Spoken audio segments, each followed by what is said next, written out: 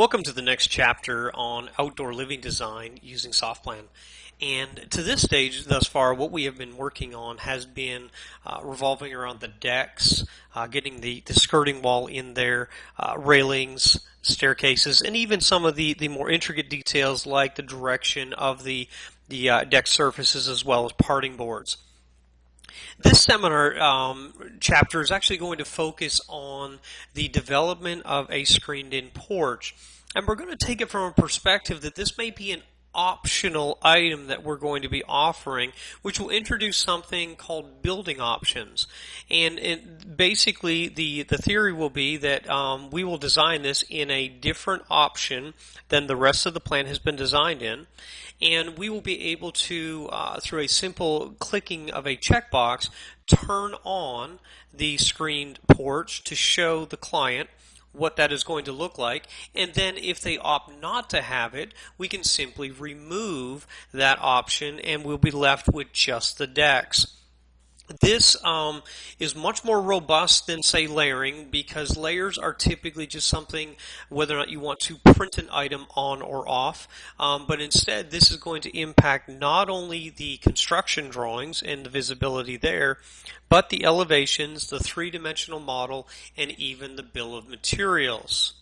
Now, carrying on with some of the customization that we've been doing within SoftPlan, you'll notice that we are going to be working with a custom wall called the porch wall, which is going to incorporate a beam and plate and screens and so on. And so we'll be working with that in this chapter of the class. And if I were to edit this from this finished drawing that we're looking at here, and we were to pop into the actual definition of the wall, what you will see is it's really made up of just a series of pressure-treated lumber materials, and which have been dimensioned and elevated, and then there's a screen option. There are a host of porch walls that you can utilize and so on, but all of these have been defined separate from the as-shipped walls within the plan. Selecting OK to close this out, we're going to dive into our working plan that we've been working with, and to begin with we will go to the main floor plan, and the first thing that we're going to do is actually set up the building option, which will allow us to enable the visibility controls as well as the bill of materials and whether we see it in 3D and so on. To date, you'll see I'm hovering over the default building option in the upper right hand corner, and this is where we have been drawing everything within the project. And so to date we have drawn 114 objects within the default building option, and what we want to do now is set up building option 1 as the default screen porch option, which could then be enabled for visibility, and we'll explain some of the other options that are there. I'm going to cancel this, and I'm going to go to Model, and from here I'm going to select Building Options, and this will now allow me to go in and set this up. And so as I come into the building option and I enable this option here, I can actually also rename this, and we're just going to call this the Screen Porch option. With its visibility on, we'll have the ability, if we want, to actually either lock items in place as it pertains to that building option, so that those items cannot accidentally be moved or rotated, etc. We'll be able to go in and fade those items to background. And then the last option that you may want to look at is whether or not the items are going to be color coded to this drawing. So right now, if we say use item colors, a wall is going to draw brown, and a symbol is going to draw magenta, and so on. But if we remove this, we could then go in and select the option that we want to use for the building option, and now everything is going to be color coded to that one color. As I select OK on this, I will now be able to change into that building option, the screen porch, and as I draw, everything is going to adhere to that option at this time. If I right click and select wall, we've already set up within this plan the custom porch walls that are available, and so in this case here we're going to select the porch wall beam and plate with screen and select OK.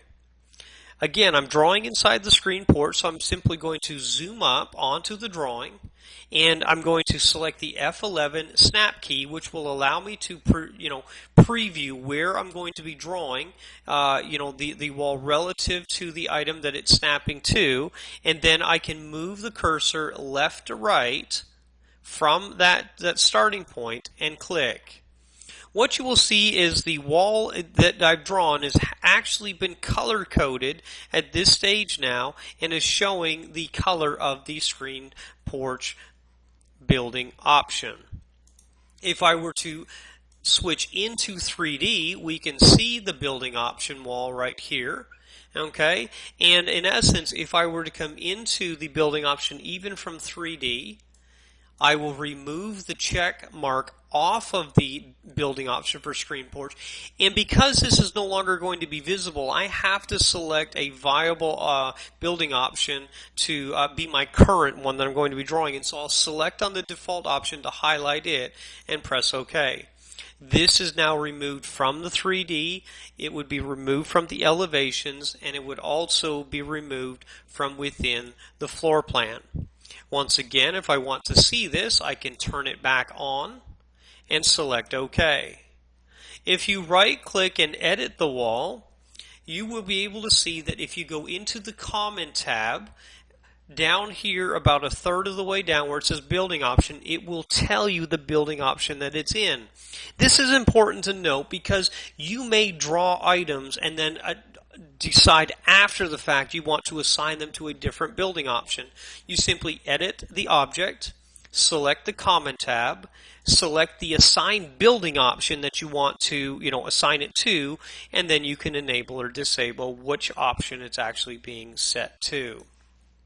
So while I'm looking at this wall, I will note that at this stage right now, the height is at 8 feet. The offset is at the depth of the floor system because it started at this point on the wall here and pulled left to right, and so it will adhere to the height and to the floor system or the offset that's there. I'm also going to change the exterior side to face down, which basically is just how the wall was defined inside the definition. And so at this stage right now, this will allow us to show the header beam that we've got kind of running across the top of the wall, as opposed to having it the way I sketched it in. I had the wall inverted so that that was facing towards the top of the screen and not the bottom. And so I will click OK on that, and we'll just take a quick look at the 3D shaded, and there it is.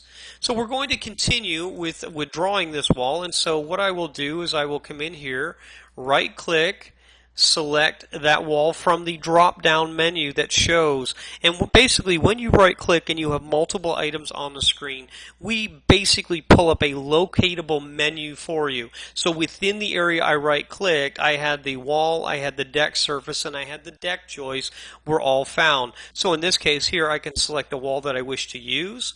I can then select the draw select command, which picks or makes that wall the item that I want to draw in. And I want to point out, just to reinforce, I've accidentally begun drawing this in the wrong building option. And so in just a moment, you'll see that when I draw this in, okay, if I were to come in and edit that wall, I would then, after the fact, be able to go in and modify which option it's going to, or which building option it was going to be assigned to.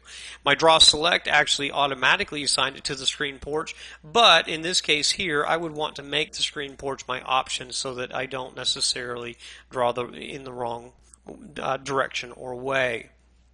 So with the porch walls in place, the next thing that we can do now is we can go ahead and begin to sketch in things like openings.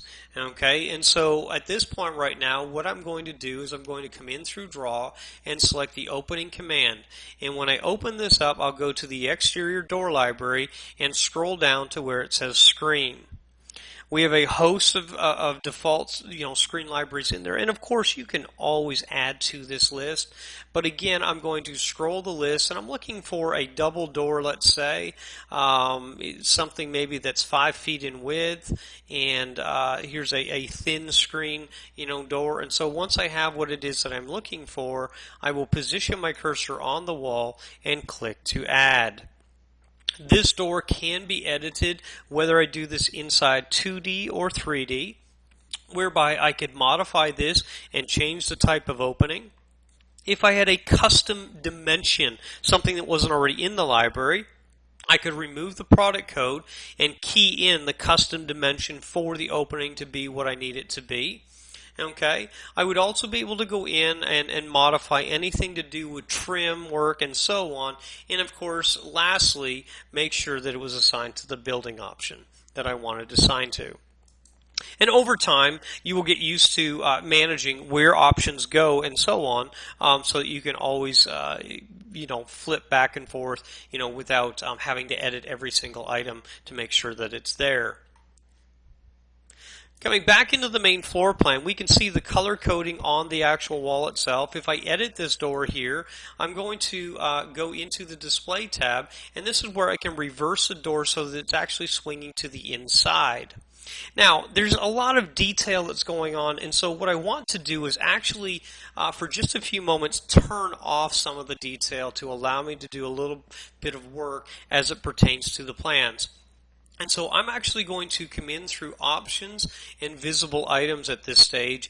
And if I click on decks, here I can remove the visibility of that item. This is different than building options because it's still going to appear in 3D. I'm just simply removing it so that I don't see it on the plan in this mode at that time. And so I'm going to turn off things like deck surfaces. I may turn off the deck joists, the decking outline, and so on. But I may leave the railings on because I may want to see where I'm placing certain posts as it pertains to the railing posts and so on. And so at this stage, if I click OK, you can see a lot less detail being shown right now, which is going to make my life of drawing a little bit easier. And I will save this. Okay, so coming in, I may want to pull an extension and dimension here. So coming in through dimension and single extension, I can click and I can pull my dimensions off. These are currently running to the edge, as you can see, and I could run the cursor all the way through and then modify those dimensions to suit. I could also come in and just simply right click and center the opening so that I get it, placed either along the inner wall length, the center of the wall, or the outer wall length, and then click OK and have the actual opening move for me. Okay, so that can all be done within just either editing dimensions or editing the actual opening, and depending on which dimension you want to center this on, you can set that up. One of the options that we would have at this stage is we need to have some posts that are going to vertically run up and support the structure. And so one of the options I could do is I could edit the given rail and I could modify the heights of the rails. The issue here would be that these posts themselves would actually be attached to the default building option and not the screen porch option that I've got there. And so if I want to actually control the posts and have them be able to turn on and off, then I would want to go in and control or draw my new posts as it pertains to the screen porch. So dealing with these posts or drawing them in, I'm going to come in through the draw option and I'm going to select post, and then from the list of posts I'm just going to scroll down to find a square post that I wish to use. And in this case here, I'm just going to position my cursor to click and then drop it in. And as I right click on this, I'll be able to edit the post and key in its new dimensions to match the width of the wall. I would also be able to come in and modify the height so that this post matches the height of the actual screen itself. And one other thing that I may do, right now we don't have a lot of detail on our deck because I turned the visibility off, but I might be tempted to set this in as being solid fill so that it's easier to see. And now what I could do is simply move this into place so that I have it, framing out that right side of the door. One other thing that I will do, just noticing after I turned it off, is I will turn the pad off so that I don't necessarily see that. And so right-clicking on this post here, I can select the copy option.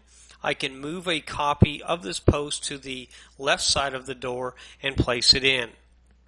Now I know that there's likely going to be a post placed at the midpoint here and another one here. And so with that information, I'm going to right click and select the post. With my snap feature on, once again enabled using the F11, I can see with the projection snap when I find the midpoint of the wall, and I can position my cursor where I wish to place this and click. And then I could add a secondary post over here to the left hand side. So once again, still drawing with the same draw select command, I'm actually adding in my post and having it snap to the wall. As I take a look at this, we can see the post running across the plan and framing out where the screen porch is going to be. Okay, so we're going to add a couple of posts along here. So the first thing I'm going to do is I'm going to edit this rail now, and I'm just going to come into the end post, and we're actually going to turn this off to have no posts, because we're just going to actually manually place our square posts in. And so at this stage now, I will just simply repeat edit that change there.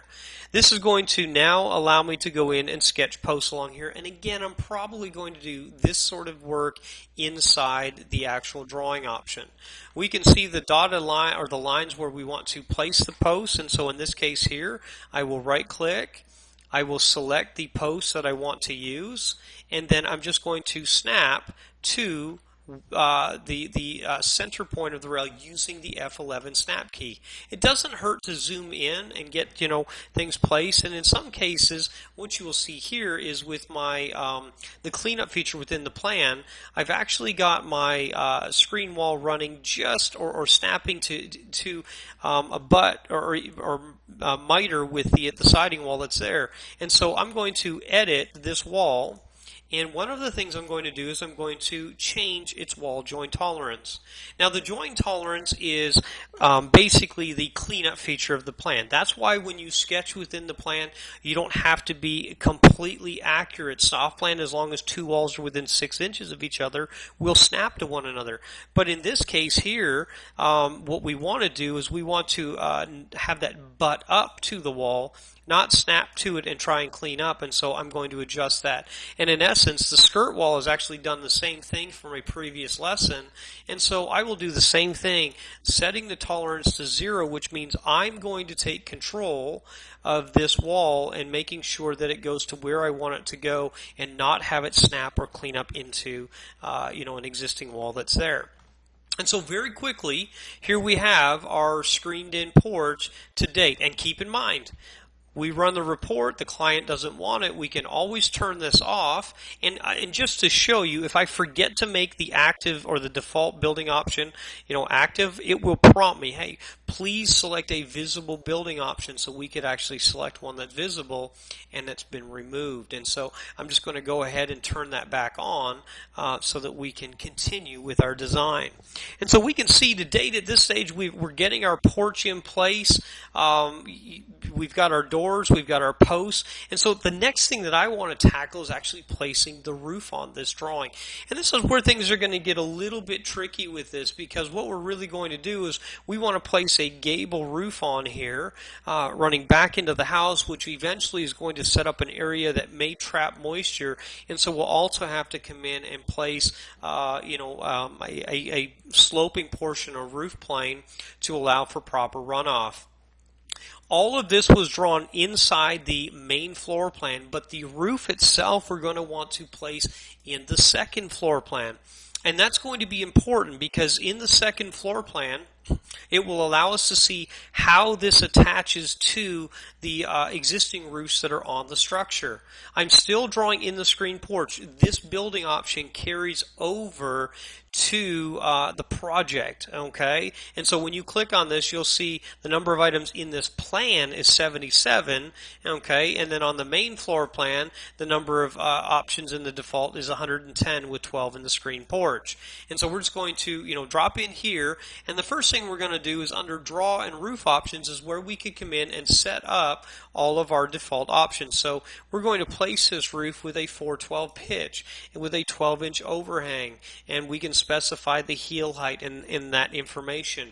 On the gable end finish, I'm actually going to set this up ahead of time prior to placing this roof that we're going to use a screen gable end finish. And so once I select this screen gable end finish, I can come in through trace roof. And what I will do here is I'm going to start at this outside corner. I'm going to trace the perimeter of this, but if I start out here, it makes it easier to find my starting point. And so clicking at that outside corner, I will simply trace this roof all the way around. And when I do that, SoftPlan's going to try and shed this roof onto the existing roof that's there. And technically, this actually works well in terms of getting the runoff and so on, as far as that goes. However, we're going to set this up to actually have a gable running front to back. So it's going to kind of negate this whole shedding onto the roof itself. And so using the adjust item feature, I'm going to come in and I'm going to select this and drag it to away towards that wall and edit this edge. And I'm going to change the roof edge to a hip. And when I do that, it's going to change it from valleying onto the existing roof so that it now slopes at my defaults using a 412 pitch. And I'll click OK on that. And as I zoom out, we can see the roof that we have. And then I can edit this roof here and apply a gable to the front plane.